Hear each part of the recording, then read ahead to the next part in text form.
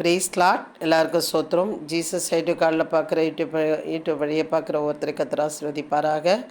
பிரியமானவர்களே, நிறைய பேர் பார்க்குறீங்க. நீங்கள் இந்த பைபிள் வார்த்தைகள் அநேக புறஜாதிகள் பார்க்கட்டும், அனுப்பிவிடுங்கள். அவர் வருகை மிக மிக சமீபமாக இருக்கிறது. வேதத்திலே இவ்வளோலாம் இந்த வார்த்தையெல்லாம் இருக்கா அப்படின்னு அவங்க அறிந்து கொள்ள வேண்டும். ஏன்னா நிறைய பெரிய பெரிய ஊழியக்காரங்க கலர்ஃபுல்லாக அழகாக அவங்க என்ன பண்ணுவாங்க, பைபிள் வார்த்தையை அவங்க என்ன பண்ணுவாங்கன்னா அழகாக கலர்ஃபுல்லாக போடுவாங்க. இப்படி வேதத்தில் அவங்க போட முடியாது. ஏன்னு கேட்டால் அவங்க நேரடியாக பேசுகிறாங்க. நான் இப்படி பைபிளை வச்சுக்கிட்டு இப்படி நான் பேசுகிறதுனால நான் போடுறேன். அதனால் தயவு செய்து நீங்கள் அநேக இயேசுவை அறியாதவர்களுக்கு தயவு செய்து இதை என்ன பண்ணுங்கள், அவங்கக்கிட்ட அன்பாக பழகி அவங்களிடத்துல அவங்க பார்க்கும்படியாக நீங்கள் என்ன பண்ணணுன்னா அனுப்ப வேண்டும். இதுதான் இதோட நோக்கம். தேவ சமூகத்தில் நீ துணிகரமாய் உன் வாயினால் பேசாமலும் மனப்பதறி ஒரு வார்த்தையும் சொல்லாமலும் இரு. தேவன் வானத்தில் இருக்கா, நீ பூமியில் இருக்கிறாய், அதனால் உன் வார்த்தைகள் சுருக்கமாக இருப்பதாக. அப்போ நம்ம வார்த்தைகளிலே நாம் எப்படி இருக்க வேண்டும் என்பதற்கு வேதம் என்ன பண்ணியிருக்குது, அழகாக சொல்லி கொடுக்க. வள வள வள வள வளன்னு நம்ம என்ன பண்ணக்கூடாது, பேசக்கூடாது.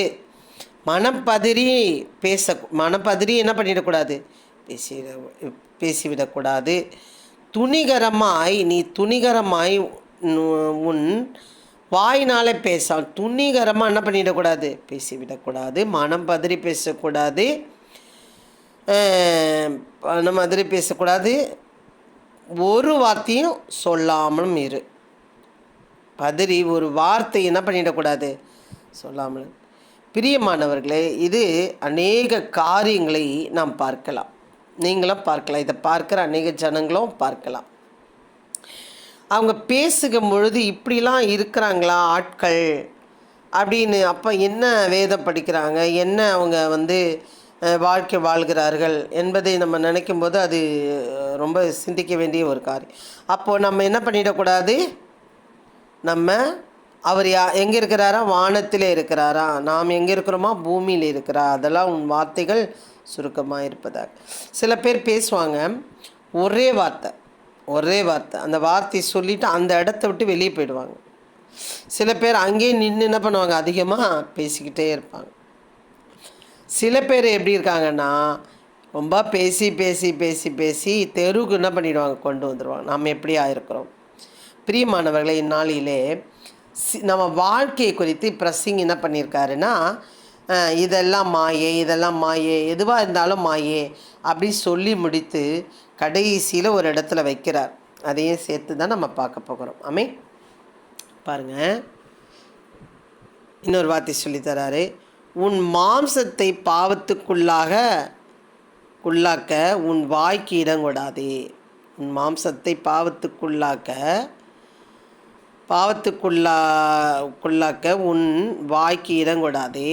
அது புத்தி பிசகினால் செய்தது என்று தூதனுக்கு முன் சொல்லாதே. தேவன் உன் வார்த்தைகளினாலே கோபம் கொண்டு உன் கைகளின் கிரியை அழிப்பானேன். நல்லா கவனிக்கணும். அங்கே அதிகமாக பேசுகிறத யார் பார்க்குறாரா, வானத்திலேருந்து தேவன் பார்க்குறாராம். கீழே நம்ம எங்கே இருக்கிறோமோ, பூமியில் இருக்கிறோம். அதனால் அவர் பார்க்குறாரு என்பதனால நீ வார்த்தையே சுருக்கமாக இருக்கட்டும், பதறி பேசுகிறாதுன்னு சொல்லிடு. இங்கே என்ன பேசுகிறது, உன் வாயினால் உன் மாம்சத்தை பாவத்துக்குள்ளாக்க உன் வாய்க்கு இடங்கொடாதே. முதல் என்ன பண்ணுது, பாவம் செய்ய வாய் தான் உதவியாக இருக்குது. நீங்கள் ரொம்ப அழகாக இருக்கீங்க, நீங்கள் அம்சமாக என்னது என்னோ வேறு மாதிரி சொல்லுவாங்களே, அது எனக்கு சொல்ல தெரியல. நீங்கள் ரொம்ப க்யூட்டாக இருக்கீங்க, ரொம்ப டேலண்ட்டாக இருக்கீங்க. அதுதான் முதல் ஸ்டார்ட் ஆகும். வாய் என்ன பண்ணும், ஸ்டார்ட் ஆகும். உன் வாய்க்கு இடங்கொடாதே, அது புத்தி பிசகினால் செய்தது என்று தூதனுக்கு முன் சொல்லாதே. ஐயோ, நான் தெரியாமல் சொல்லிட்டேங்க, எனக்கு டக்குன்னு தோணிச்சு சொல்லிட்டேங்க, சொல்லாத. தேவன் உன் வார்த்தைகளினாலே கோபம் கொண்டு உன் கைகளின் கிரிகையை அழிப்பானேன். இதனால் வார்த்தையினாலே பாவங்கள் வருகிறது. பாவங்கள் வந்ததுனாலே நம்மளோட வாழ்க்கையை கெடுத்து போடுகிறது, நம் வேலையை கெடுத்து போடுகிற, நம்ம வாழ்க்கையை என்ன பண்ணிடுது, கெடுத்து போடுகிறது. அப்படி என்பதற்கு வேதம் நமக்கு என்ன பண்ணுறது, சொல்லிக் கொடுக்கிறது. இது பிரசிங்க அவர் அனுபவித்து அவர் சொல்லிக் கொடுக்கிறார்.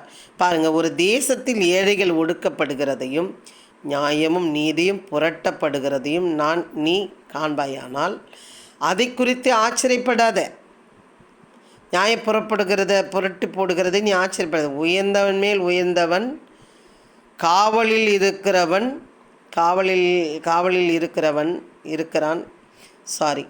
உயர்ந்தவன் காவலில் இருக்கிறான். உயர்ந்தவன் எப்படி இருக்கிறானா, காவலாளியாக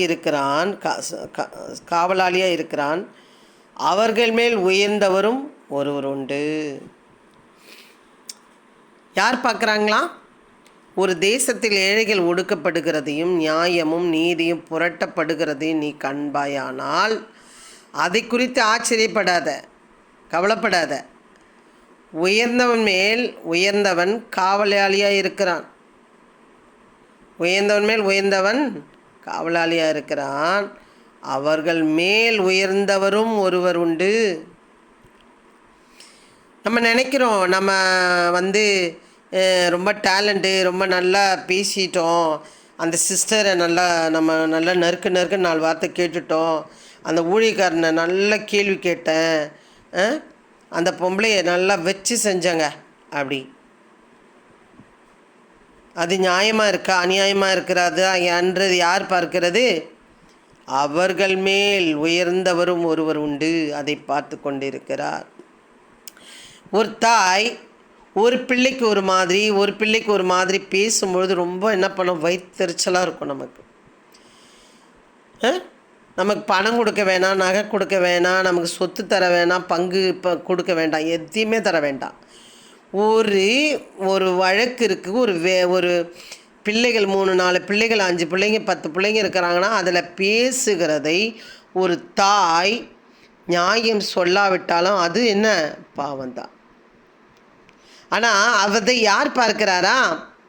கடவுள் பார்க்கிறார். அவர்கள் மேல் உயர்ந்தவரும் ஒருவர் உண்டு. என்ன ஒன்றாலும் பெரட்டலாம், ஆனால் அதை யார் பார்க்கிறார்? கடவுள் பார்த்து கொண்டிருக்கிறார். பாருங்கள். அப்புறம் பணப்பிரியன் பணத்தினால் திருப்தி அடைவதில்லை, செல்வப்பிரியன் செல்வ பெருக்கினால் திருப்தி அடைவதில்லை. இதுவும் மாயை. என்னதான் சேர்த்து சேர்த்து சேர்த்து சேர்த்து சேர்த்து சேர்த்து வச்சாலும் அவனுக்கு என்ன இல்லையா, திருப்தி இல்லையா. நிறைய பேரை நம்ம பார்க்குறோம், திருப்தி இல்லை. கடைசியில் ஒன்றும் இல்லாமல் அவர்கள் ஜீரோவில் நிற்கிறவர்களை நான் பார்த்திருக்கிறேன் பிரியமானவர்கள். அப்போ நினைப்பேன், ஆண்டவரே அவங்க கெட்டவங்களோ நல்லவங்களோ நல்லா வாழ்ந்துட்டாங்கப்பா, அவங்க நல்லா இருக்கட்டும் சுவாமி. ஏன்னா கடைசியில் ஒரு பிளாட்ஃபார்மில் நிற்கும் பொழுது அது எவ்வளோ அவங்களுக்கு அது துக்கமாக இருக்கும். சுவாமி, கெட்டு போனவங்க கூட நல்லா வந்துட்டால் கூட அவங்க சந்தோஷமாக இருப்பாங்க, ஆனால் நல்லா இருந்தவங்க கீழே வந்துட்டால் அது கஷ்டமாக இருக்குமே. அவங்கள ஆசீர்வதிங்கன்னு நிறைய டைம் ஜெபிச்சிருக்கேன் நான். பிரியமானவர்கள், அவங்களுக்கு திருப்தி இல்லையா. அதுக்கப்புறம் பாருங்கள், வேலை செய்கிறவன் கொஞ்சமாய் புசித்தாலும், வேலை செய்கிறவன் நல்லா கவனிக்கணும், இது ஒரு ராஜா பிரசங்கி சொல்லுகிறார்.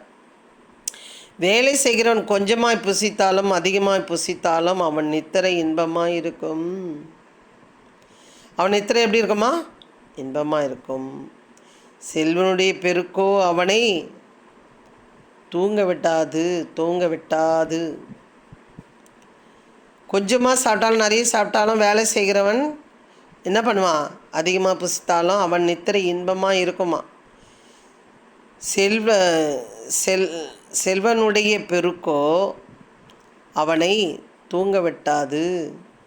அதிகமாக சம்பாதிச்சானா அவனால் என்ன பண்ண முடியாது? தூங்க மாட்டானா. பாருங்கள், சூரியனுக்கு கீழே நான் கண்ட வேறொரு கொடிய தீங்கும் உண்டு, அதாவது ஐஸ்வர்யமானது அதை உடையவர்களுக்கே கேடுண்டாக்கும்படி சேகரித்து வைக்கப்படுவதாம்.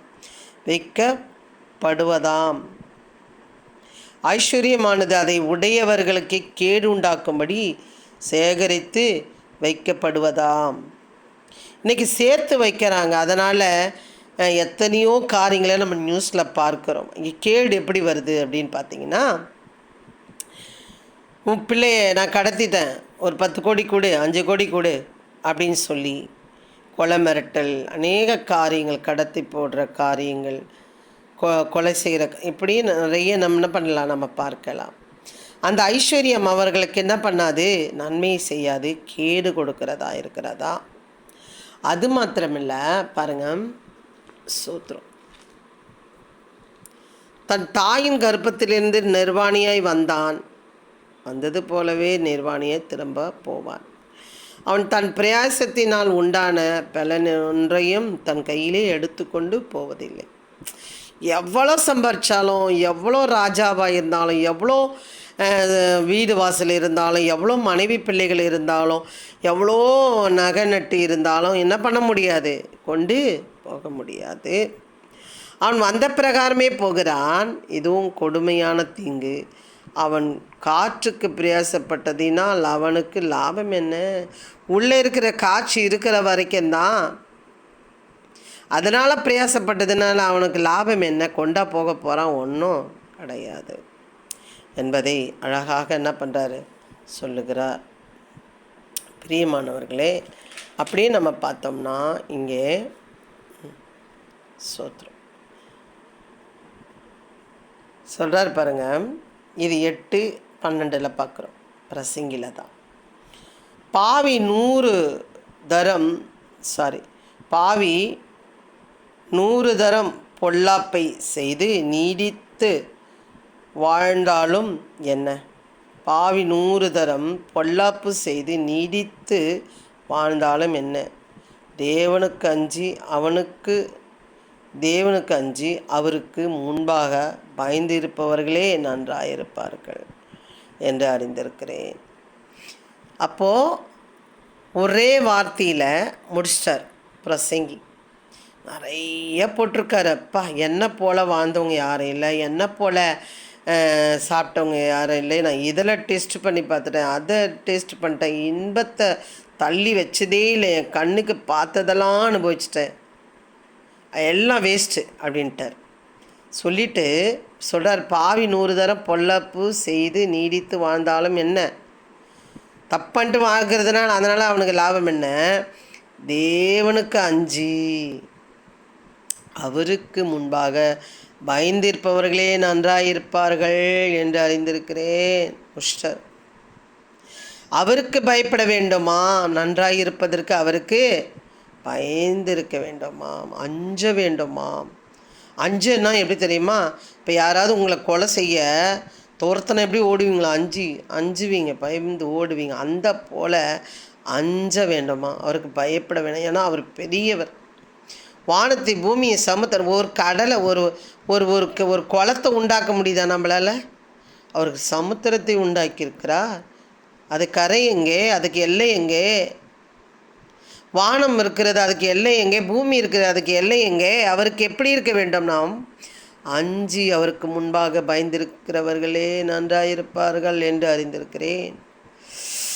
அப்படிப்பட்டவர் மனிதன் அன்புக்கு ஏங்கி கொண்டிருக்கிறார். பிரியமானவர்களை, இதை பார்த்து கொண்டிருக்கிற என் சகோதர சகோதரிகளே, அவருக்கு பயந்திருங்கள், நீங்கள் நன்றாயிருப்பீர்கள். பாருங்கள், துன்மார்க்கனோ நன்றாயிருப்பதில்லை, அவன் தேவனுக்கு முன்பாக பயப்படாதிருக்கிறபடினால் நிலை போல் இருக்கிற அவனுடைய வாழ்நாள் நீடித்திருப்பதில்லை. அவ்வளோதான்.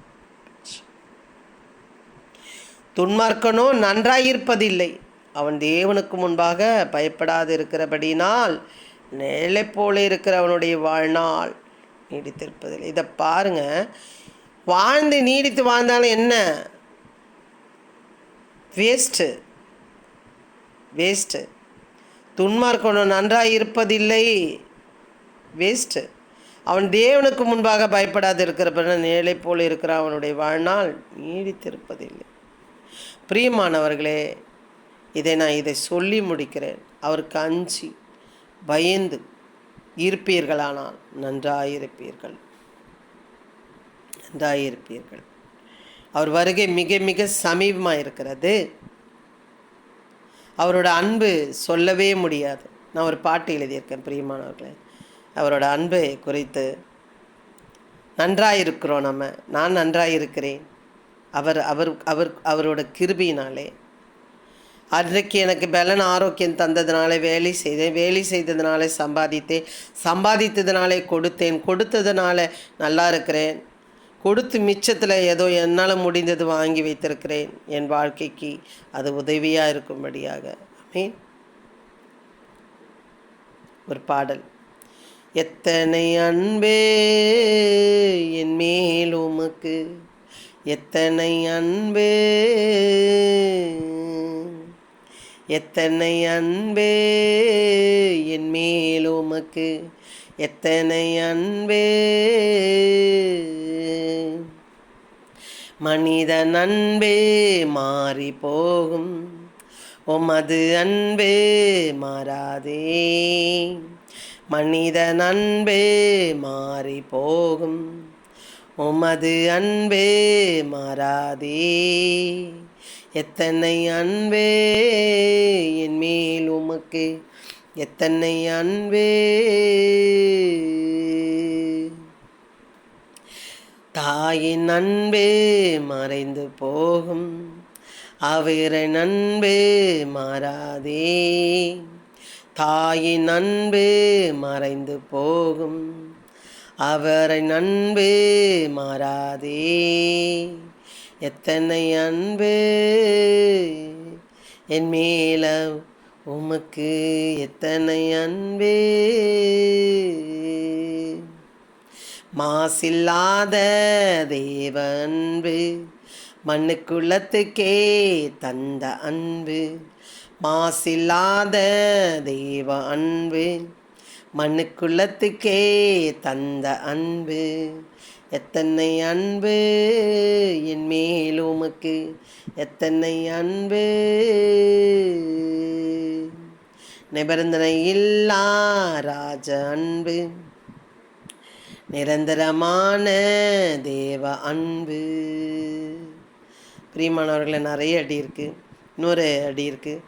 சிலுவில் இருந்தே தாயின் அன்பு,